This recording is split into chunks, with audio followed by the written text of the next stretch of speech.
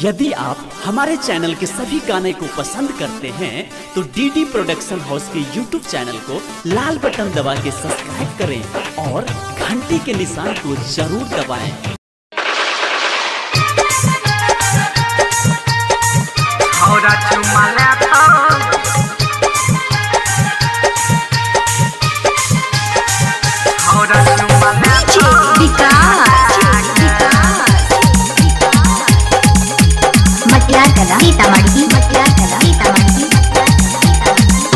होठ में लाली लगा के गए, कान में बहाली लगा के गए। होठ में लाली लगा के गए, कान में बहाली लगा के, नहीं जो करके स्नो पाउडर लगा के।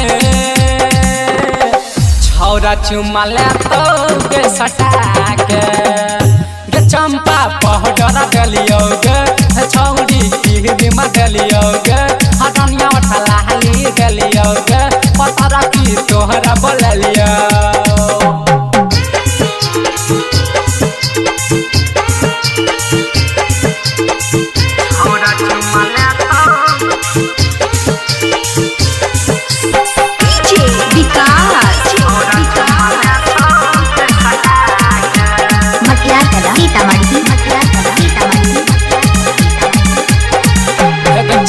चले छोड़ी मटक मटक को, छोरा चुमा ले तो तोरा पटक पटक को। चाल चल छोरी मटक मटक को, छोरा चुमा ले तो छोरी पटक पटक को। नहीं जो करके हमारा फोन देखा के, छोरा चुमा ले तो के सटा के, छौरी पोहडरा गलियोगे, तोरा उठला हाली दलियोगे, क्रीम के बहाली दलियोगे, थोड़ा उठला हाली दलियोगे। छौरा चुमा ले तो,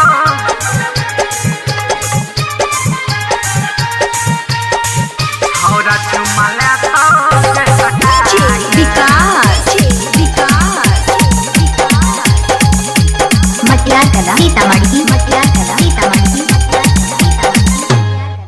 के साहित्य के चाल चलो ही छपा माल गे, गाल तो हलाल करबो चुमाला के माल गे।